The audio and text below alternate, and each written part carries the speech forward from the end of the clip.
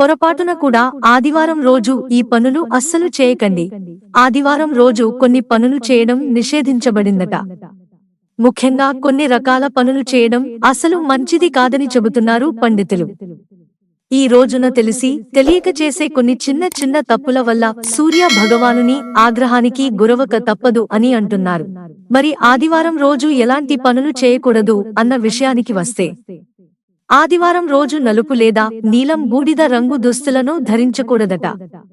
ఆదివారాన్ని సూర్య భగవానుని రోజుగా పరిగణిస్తారు కాబట్టి ఈ రోజున గులాబీ, బంగారం అలాగే నారింజ రంగు దుస్తులను మాత్రమే ధరించడం మంచిదని చెబుతున్నారు.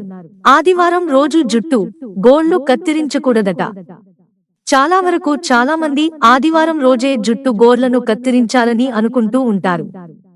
ఆవాల నూనెను జుట్టుకు అప్లై చేయడం లేదంటే జుట్టును మసాజ్ చేసుకోవడం లాంటివి కూడా చేయకూడదని చెబుతున్నారు. అదే విధంగా ఆదివారం రోజు పొరపాటున కూడా మాంసము, చేపలు, మద్యం తినకూడదు అని చెబుతారు. అలా చేయటం వలన సూర్య భగవానుడి ఆగ్రహానికి గురవక తప్పదు అని అంటున్నారు. ఆదివారం రోజు ఎరుపు రంగులో ఉండే కాయగూరలు అనగా బచ్చల కూర, వెల్లుల్లి, ఉల్లిపాయలు వంటివి ఉపయోగించకపోవడమే మంచిది అని చెబుతున్నారు.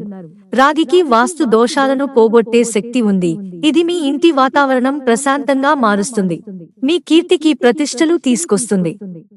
అందుకే ఆదివారం రోజు రాగి వస్తువులను మార్పిడి చేయకూడదని చెబుతున్నారు. అలాగే రాగితో తయారు చేసిన వస్తువులను ఆదివారం రోజు కొనుగోలు చేయడం, విక్రయించడం లాంటివి అస్సలు చేయకూడదట. సూర్య భగవానుడిని ప్రసన్నం చేసుకోవటానికి ప్రతి ఆదివారం ఉపవాసం ఉండటం మంచిది. సూర్యోదయం సమయంలో గాయత్రి మంత్రం పఠించి సూర్యునికి నీరు అర్పించాలి. ఆదివారం నుండి ప్రతిరోజు 108 సార్లు సూర్య మంత్రాన్ని జపించాలి. ప్రతిరోజు ఉదయాన్నే సూర్య నమస్కారం చేయడం మంచిదని చెబుతున్నారు. అలాగే ఉదయం పూట నీళ్లు తాగటానికి రాగి పాత్రను ఉపయోగించాలట. ఈ విధంగా చేయడం వలన సూర్య భగవానుడు ప్రసన్నమవుతాడట. మిత్రులారా, ఛానల్ సబ్స్క్రైబ్ చేసుకోవడం మర్చిపోకండి. ధన్యవాదాలు.